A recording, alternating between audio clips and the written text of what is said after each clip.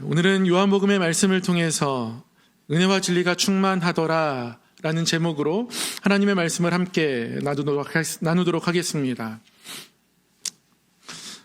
매주 설교 준비를 하면서 본문의 말씀이 어떤 의미일까 고민하고 또 기도합니다. 그리고 본문의 말씀의 의미를 깨닫고 또 설교의 준비가 어느 정도 맞춰지면 그 다음에 찾아오는 또 하나의 고민이 있는데요. 설교를 어떻게 시작할까입니다. 이 서론을 어떻게 할까. 이 오프닝이 중요하다고 생각이 되거든요. 물론 은혜 받을 준비가 다 되어 있는 분들도 계십니다. 서론이 필요 없는 분들도 계세요. 그러나 또 어떤 분들은 삶의 바쁜 일정 속에서 허겁지겁 예배 오신 분들도 계시고 안 올 수 없어서 누군가의 손에 이끌려 온 분들도 계시고 자발적으로 온 듯하지만 괜히 안 가자니 뭔가 떨떠름해서 그래서 오신 분들도 계시고 다양한 분들이 계시다 보니까 말씀 앞으로 그 마음을 집중하기 위해서 설교를 어떻게 시작하면 좋을까 오프닝에 대한 고민을 합니다. 영화 감독들도 비슷할 것 같습니다. 분명히 중심 줄거리 이야기가 있는데 이 중심 줄거리 속으로 관객들을 어떻게 이끌어갈까. 중간에 나가버리면 안 되잖아요. 또 나중에는 영화가 OTT나 TV를 통해서 안방으로 전달될 텐데 이 안방에 계신 분들은 늘 TV를 끌 준비가 돼 있는 분들이시거든요. 어떻게 채널을 고정하게 할 수 있을까? 그 초반에 무엇을 배치해야 할까? 그래서 어떤 영화를 보면 아예 시작하자마자 일단 폭탄 터뜨리고 자동차 뒤집고 이렇게 시작하는 영화들도 있습니다. 근데 예수님에 대해 복음을 전하는 성경의 저자들도 비슷한 고민을 했던 것 같아요. 그들이 고민하고 또 기도하면서 분명히 말씀을 기록했을 텐데 하나님 어떻게 시작할까요? 이런 질문을 하나님께 던졌던 것 같습니다. 왜 그런 생각을 하게 되냐면 복음서마다 시작이 다르거든요. 마태는 아브라함의 족보로부터 시작합니다. 아브라함의 자손으로 또 그 계보 가운데 있는 다윗의 혈통으로 우리 주님께서 오셨다라는 것을 가장 먼저 나타냅니다. 왜 그랬을까요? 아브라함에게 주셨던 그 약속을 하나님께서 예수 그리스도를 통해서 여전히 이루실 것이기 때문에 다윗에게 베풀어 주셨던 놀라운 은혜를 그 하나님의 나라를 예수님을 통해서 이루어 가실 것이기 때문에 그것을 말하고 싶었던 거죠. 그래서 시작을 아브라함으로부터 시작된 예수님의 계보라라고 하면서 마태복음 첫 페이지를 열어갑니다. 그럼 마가복음은 어떻습니까? 마가복음은 빨리 예수님의 공생애를 증거하고 싶습니다. 하나님의 아들 예수 그리스도 복음의 시작이라 하면서 곧바로 예수님의 공생애가 시작됩니다. 족보 이런 거 없고요. 어린 시절 얘기도 당연히 없습니다. 마가복음을 쓴 마가복음 저자에게 가장 중요한 것은 지금 하나님의 나라를 선포하시며 사역하시는 예수님의 모습이었습니다. 그게 첫 장면입니다. 누가복음은 여러분 어떻습니까? 누가복음에도 예수님의 계보는 나옵니다. 그런데 누가복음의 첫 번째 부분, 첫 파트, 서론 부분을 보면 다양한 이야기가 있습니다. 계보도 마태복음의 계보와는 조금 달라요. 마태복음은 아브라함으로부터 시작했다면 누가복음의 계보는 예수님으로부터 시작합니다. 예수님 그 전에 위에 누가 있었고 그래서 어디까지 올라가냐면 하나님까지 올라갑니다. 하나님의 아들로 이 땅에 오셨음을 그 계보를 통해서 설명하는 것이고요. 뿐만 아니라 예수님이 이 땅에 오시기 전에 많은 사모하는 하나님의 사람들을 통해서 어떤 생명이 어떤 아이가 태어날지 예언하는 내용들이 나오고 예수님의 어린 시절 이야기도 나옵니다. 예수님이 사람의 모습을 가지고 이 땅에 오셨고 다른 일반 사람들과 똑같은 어린 시절을 보냈지만 그러나 그 안에 분명히 다른 모습이 있었음을 누가는 전하고 싶었던 거죠. 누가복음은 그렇습니다. 요한복음 마찬가지입니다. 오늘 본문의 말씀은 요한복음의 첫 페이지입니다. 첫 파트예요. 요한복음 역시 마태, 마가, 누가와는 다른 이야기를 시작하고 있습니다. 요한복음 저자에게 가장 중요한 것은 가장 먼저 선포하고 싶었던 것은요. 바로 예수님의 오심 자체가 성육신이었다. 예수님의 오심의 의미를 설명하고 싶었던 겁니다. 다른 공관복음, 그러니까 마테마가 누가가 예수님이 이 땅에 오셔서 어떠한 생을 살아가시는지 거기에 많은 방점이 있다면, 요한복음은 예수님의 이 땅에 오심 자체가 우리에게 놀라운 의미다. 그 오심의 의미를 주목해야 한다. 그는 오프닝에 그렇게 말하고 싶었던 겁니다. 그래서 요한복음의 첫 장은 성육신 이야기입니다. 특별히 이 성육신 이야기를 전하면서 요한복음이 특별하게 우리에게 전해주는 중요한 단어가 오늘 본문 가운데 있습니다. 그것이 무엇이냐면 바로 거하심입니다. 거하심. 오늘 본문 말씀 14절에 이렇게 기록하고 있습니다. 말씀이 육신이 되어 우리 가운데 거하심에 우리가 그의 영광을 보니 아버지의 독생자의 영광이요 은혜와 진리가 충만하더라. 아멘. 말씀이 육신이 되어 우리 가운데 거하신다 말씀하고 계십니다. 여러분, 하나님께서 우리와 함께 하신다, 우리 가운데 거하신다, 우리 가운데 찾아오신다, 이러한 표현이, 이러한 고백이 우리에게 그렇게 낯설지 않습니다. 새롭지 않습니다. 너무나 많이 들었던 말 아닙니까?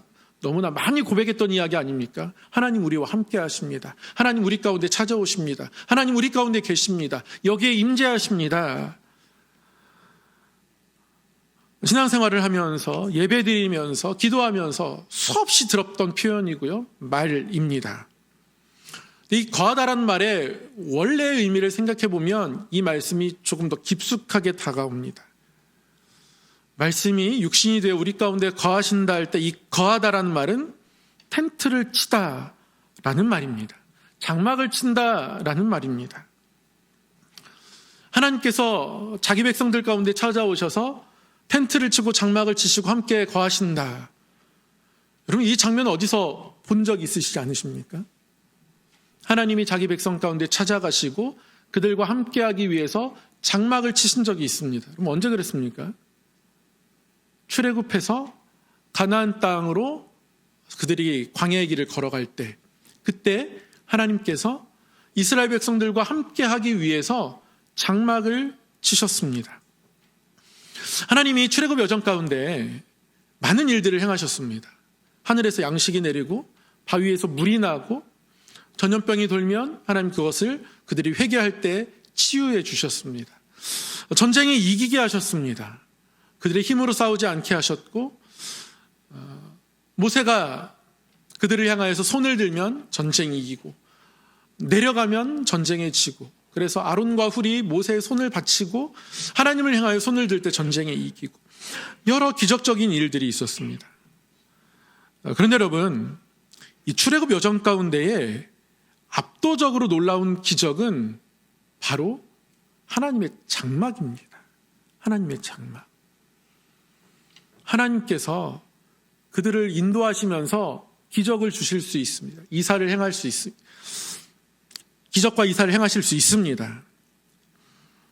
그런데 그들 가운데 함께 살지 않으면서도 그렇게 할 수 있거든요. 그런데 그렇게 하는 것이 하나님 편에서는 이스라엘 백성들에게 굳이 안 해도 될 일인데 하나님 그렇게 굳이 하시는 일이더라는 것이죠. 그래서 출애굽기의 많은 부분은 성막을 짓는 이야기로 채워져 있습니다. 하나님께서 성막을 짓게 하셨습니다. 그리고 그 장막 가운데 하나님이 찾아오셨습니다. 하나님 찾아오실 때에 하나님의 장막에 놀라운 영광이 임했습니다. 구름 기둥이 임하고 불 기둥이 임합니다. 하나님께서 이 광야의 여정을 걸어가는 동안, 특별히 이 성막을 지으신 이후에 하나님께서 이들의 처소들을 다 지정해 주셨습니다. 성막을 중심으로 해서 동서남북으로 이스라엘 12지파를 각 3지파로 나누어서 배정해 주셨습니다. 그리고 모든 이스라엘 백성들의 텐트의 문은 가장 중심에 있는 성막을 향하게 됩니다.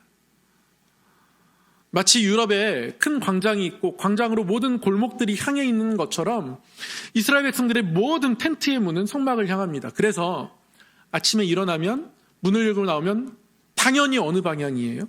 당연히 성막의 방향입니다.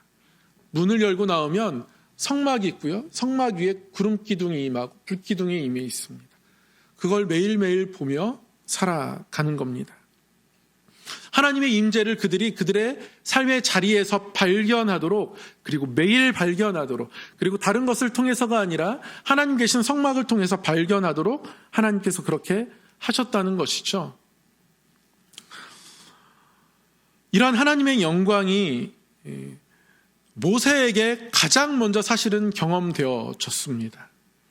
모세가 율법을 받기 위해서 시내산에 올라갔습니다. 시내산에 올라가서 40일 동안 그곳에 있었습니다. 하나님이 모세에게 무엇을 주셨냐면 하나님이 직접 기록한 돌판을 주셨어요.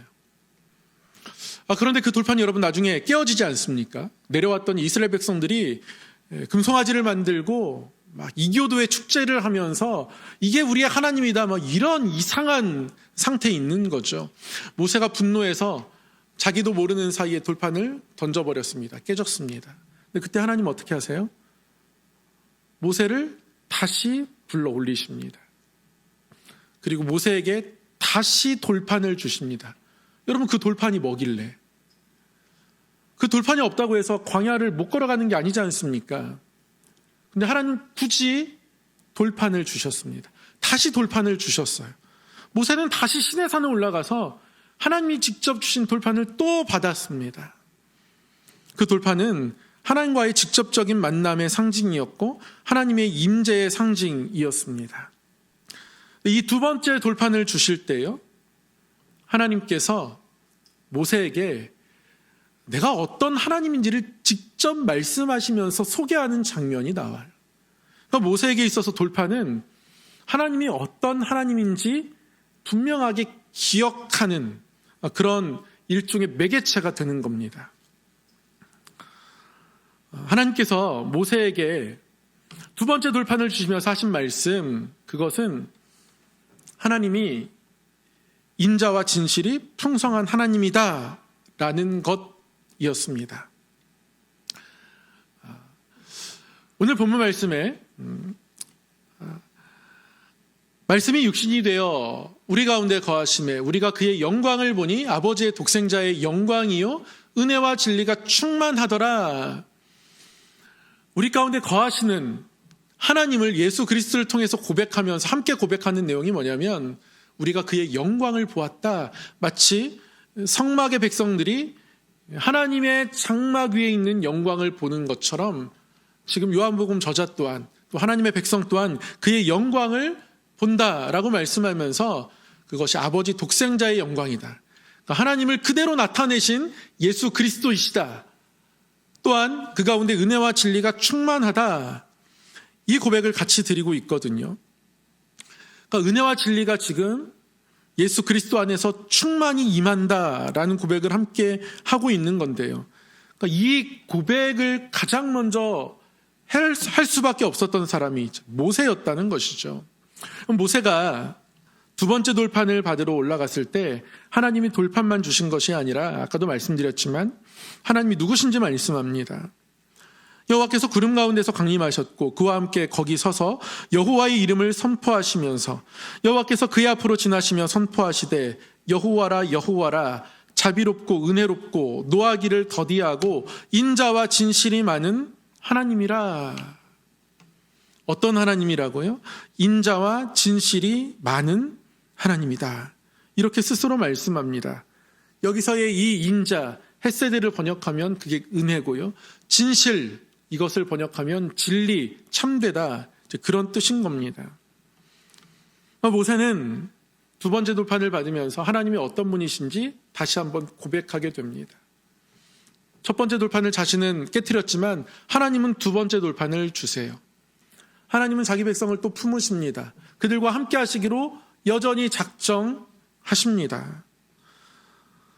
이스라엘 백성들에게 주신 하나님의 장막, 성막의 중심에는 이 돌판이 있습니다. 다시 한번 돌판을 주시면서 하나님은 이 백성이 때론 연약하고 이 백성이 때론 부족해도 그래도 이 백성을 내 백성 삼는 것을 포기하지 않으시기로 작정하신 겁니다. 그게 두 번째 돌판인 것이죠. 첫 번째 돌판이 깨어졌지만 하나님이 다시 두 번째 돌판을 주시면서 이 백성을 내 백성 삼으신 것. 그래서 하나님께서 이스라엘 백성들 가운데 성막을 짓고 그곳 가운데 함께 하신 겁니다. 그러니까 이미 한 번 배신한 백성들인데요, 하나님 그래도 이들 가운데 함께 하고자 하신 것이죠. 여러분, 그게 은혜입니다. 하나님이 자격 없는 백성들에게, 때로는 그 돌판을 깨어뜨릴 만한 백성들이지만 그럼에도 불구하고 하나님이 그들 가운데 함께 하시겠다. 우리가 삶 가운데 얼만큼 하나님 앞에 잘 살아가는지 그것을 측정해서, 그것에 비례해서 나한테 그래도 한 삶의 50%를 할애하는 것 같으니까 내가 너의 일에 50%는 책임지겠다. 하나님이 이러한 방식으로 우리와 함께하지 않으신다는 거예요. 하나님 전적으로 우리 삶에 함께 하시겠다고 말씀하는 겁니다. 이것이 은혜인 겁니다. 그런데 예수 그리스도의 오심을 통해서 이 은혜를 요한복음 저자는 발견하고 있는 겁니다. 주님의 오심이 마치 성막에서 하나님이 임재하시는 것 같고, 더 나아가서 모세가 그 시내산 꼭대기에서 하나님 만난 것 같고, 그리고 은혜가 충만할 뿐 아니라 진리가 충만합니다. 그럼 진리는 변하지 않는 것입니다. 그럼 모세가 시내산에서 무엇을 경험했겠습니까? 두 번째 돌판을 받으면서 하나님이 인자와 진실이 많다라고 할 때, 그때 모세가 이 인자와 진실이 많다라는 음성을 들으면서 어떤 생각했을까요? 진짜 하나님이 우리를 약속의 땅으로 인도하시겠구나입니다. 약속이 주어졌는데요, 그 약속이 틀리지 않겠구나, 그 말씀이 확실하겠구나. 하나님이 인자와 진실이 많다고 하시니까 우리가 연약해도 우리와 함께 하시고 찾아오실 것이고, 그리고 우리에게 두 번째 돌판을 주시면서 인자와 진실이 많다라고 말씀하신 그 하나님의 진실하심은 이것이겠구나. 모세가 그렇게 생각하는 거예요. 하나님의 말씀이 참되구나, 아멘이구나, 하나님이 진실하신 하나님이시구나. 이스라엘 백성들도 마찬가지인 겁니다. 성막에 임한 영광을 보면서 그들이 때로는 부족한 것 때문에 불평하지만, 그러나 끝까지 가나안 땅을 향해 나아갈 수 있었던 이유는 성막이 그 가운데 있었기 때문에 그렇습니다. 하나님의 장막이 있었기 때문에 그렇습니다. 그 장막을 바라볼 수밖에 없었기 때문에 그렇습니다. 그 장막에 임한 하나님의 영광을 보면서 여기에 찾아오신 하나님이시라면 우리를 인도하시겠구나 고백하게 되는 거죠. 예수 그리스도 안에서 여러분, 이 영광을 우리가 함께 바라보아야 합니다. 제가 목회자라는 꿈을 가지고 이 꿈이 흔들리던 때가 있었습니다. 학교 휴학을 하고 음향에 대해서 공부하면서 너무너무 재밌었습니다. 스피커도 만들고 납땜하고, 그게 그렇게 왜 이렇게 재밌는지 모르겠어요. 소리를 그래프로 그리고 표현하고, 교회에서 음향으로 봉사하면서 예배 가운데 나오는 소리를 아름답게 만들면 너무너무 기분이 좋았습니다. 그리고 나에게 큰 달란트가 있다라는 생각도 들게 되었습니다. 그러면서 어쩌면 내가 갈 길이 이 길이 아닐까? 이렇게 음향 공부해서 예배하는 곳에서 하나님의 찬송 소리, 설교 소리가 아름답게 잘 조화롭게 울려 퍼지게 하면 그것 또한 하나님께 영광이 되는 것 아닐까? 이렇게 생각하니까요, 마음이 바뀌는 거예요. 정말 오랫동안 중학교 2학년 때부터 그 대학교 2학년 때까지 한 번도 흔들리지 않았던 이 목회자라는 꿈이 흔들리기 시작하더라고요. 그런데 점점 저의 행동이 구체적이 되어갑니다. 그래도 이왕 공부하는 김에 유학을 가면 좋겠다. 그래서 학교들을 알아보고 서류가 뭔지 뭐가 필요한지 알아보고, 마침 가고 싶은 학교 근처에 가 있는 선배가 있어서 선배를 통해서 여러 가지 정보를 얻을 수 있게 되고 점점 준비를 차곡차곡 해나가는 거예요. 그런데 마음 한켠에 이렇게 해도 될까라는 이 생각이 지워지지가 않습니다. 그래도 목회자라는 꿈을 오랫동안 꾸어왔는데 무엇을 하든 물론 하나님 영광 받으시겠지만 뭔가 하나님의 진짜 뜻이 있지 않을까. 그래도 하나님 허락받고 방향을 틀어야 되는 것 아닌가, 이제 이런 생각이 드는 거예요. 그래서 제가 봤던 대로 행하는 겁니다. 4일간의 금식을 하나님 앞에 이제 작정을 하고요, 기도원에 갔습니다. 첫째 날, 둘째 날은 너무 배가 고파가지고 죽겠더라고요. 물만 먹고 있는데 3일 정도 지나니까 그것도 괜찮아집니다. 마지막 날 밤 그래도 뭔가를 해야 되니까 이제 마지막 날 밤은 뭐 잠도 필요 없고 공부도 밤새서 하는데 기도도 한번 밤새서 해봐야지 하면서 이제 철야 기도를 하는데요, 하나님 정말 큰 은혜를 주셨습니다. 그때 제가 어떤 기도를 했냐면, 하나님, 저를 정말 목회자로 부르시려면 모세에게 보여주셨던 하나님의 영광을 저에게도 보여주십시오. 제가 이렇게 기도했습니다. 기도하는 저의 마음이 뭐였냐면 그 영광을 보여주시면 제가 목회자로 살아가고 별거 없으면 그냥 이대로 이 금식이 끝나면 저는 유학을 가겠습니다. 그런 마음이었던 것 같아요. 근데 그날 밤 기도하는데 하나님 참 큰 은혜를 주셨습니다. 입술과 마음이 기도가 끊어지지 않게 하고 여러 환상을 보여주시고 깊은 가운데서 하나님께서 기도하게 해주셨습니다. 새벽 5시, 6시 이제 해가 뜨는 것을 보면서 기도를 마치게 되었는데 근데 그 긴 시간 동안 기도하면서 그러나 또 되게 어느 순간 그렇게 시간이 훅 가는 것을 느끼면서 제 기도가 바뀌어 있더라고요. 어느새 저의 기도에는 하나님, 제가 목회할 그곳에 하나님의 영광을 보여주십시오. 하나님 영광을 보여주시면 제가 이 길을 가겠습니다.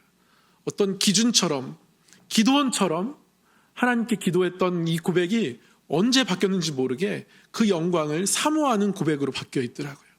그리고 하나님께서 저에게 주신 답은 그것이었습니다. 교회가 그런 곳이다 라고 하나님께서 답을 주셨습니다. 사랑하는 성도 여러분, 요한복음 1장 16절에 이렇게 말씀합니다. 우리가 다 그의 충만한 데서 받으니 은혜 위에 은혜로라. 아멘. 오늘 말씀 11절에 보면 예수님이 이 땅에 오셨지만 자기 땅에 왔으나 자기 백성이 영접하지 않았다 말씀합니다. 예수님을 영접하지 않는 백성들도 있었어요. 그러나 영접하는 자에게는 하나님의 자녀가 되는 권세를 주셨다 합니다. 여러분, 하나님의 자녀가 되는 권세가 무엇인지 아십니까? 그의 영광을 보는 겁니다. 그의 영광을 사모하며 살아가는 것이고요. 그의 영광에 참여하며 살아가는 것이 그 이름을 믿는 자들, 하나님의 자녀가 되는 자들에게 주시는 권세입니다. 9절 말씀에 참빛, 각 사람에게 비추는 빛이 있었다고 하죠.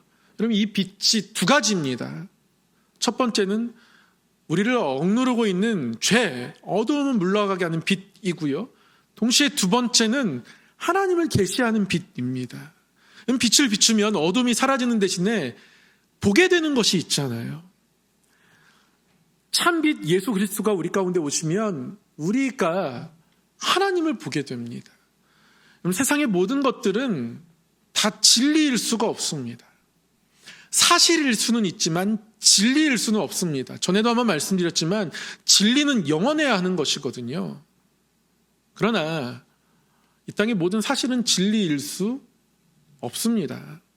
만유인력의 법칙이요. 하나님께서 우주를 어떻게 한 번만 손대시면 그 법칙은 사라져버릴 수 있습니다. 새로운 질서와 새로운 힘들이 작용하는 또 다른 우주가 될 수 있습니다. 지구가 태양 주위를 365일 돕니다. 지금은 그렇죠.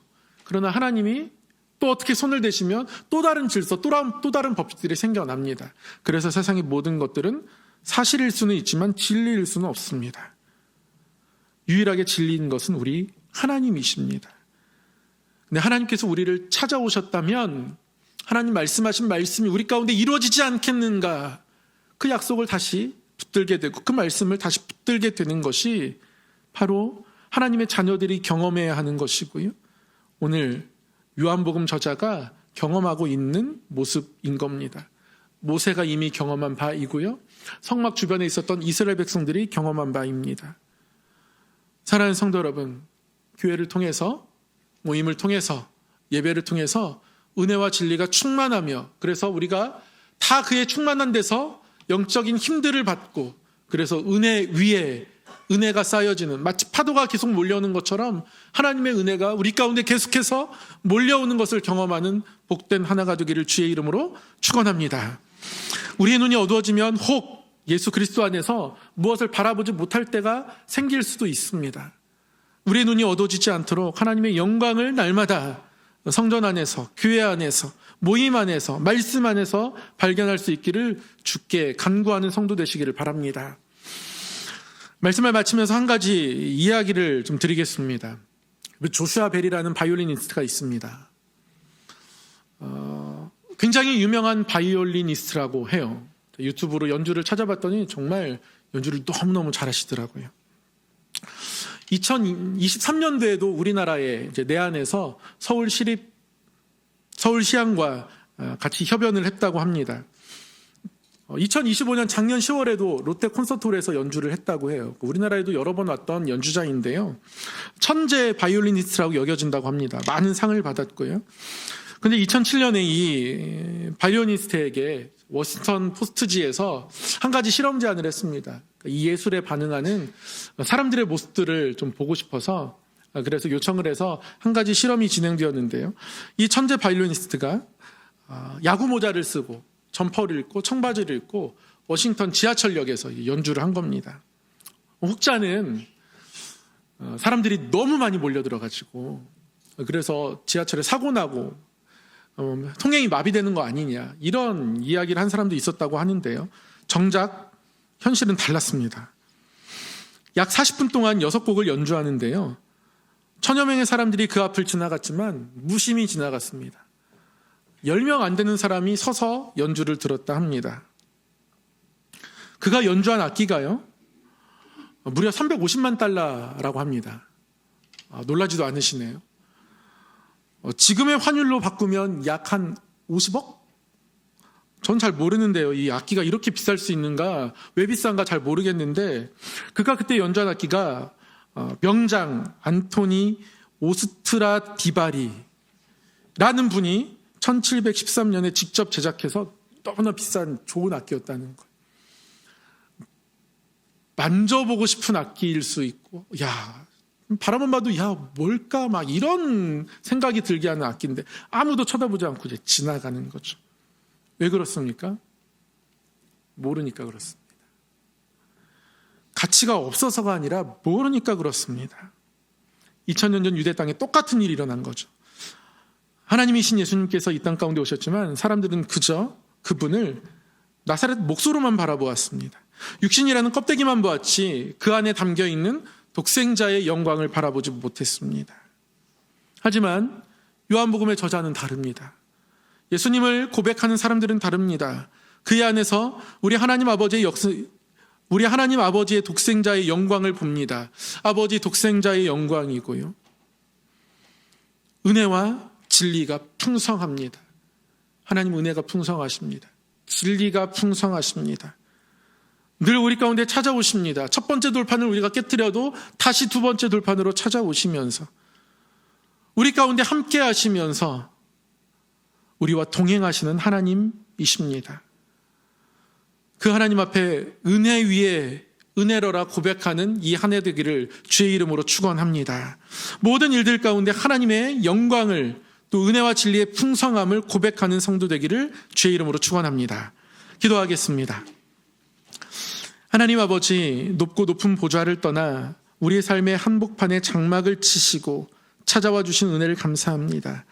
예수 그리스도 그 이름을 통하여서 우리 가운데 찾아오신 은혜, 우리와 함께 하시는 은혜, 그 은혜와 진리의 풍성함을 바라보며 은혜 위에 은혜로라 고백하는 삶이 되게 하여 주시옵소서. 우리 주 예수 그리스도의 이름으로 기도드리옵나이다. 아멘.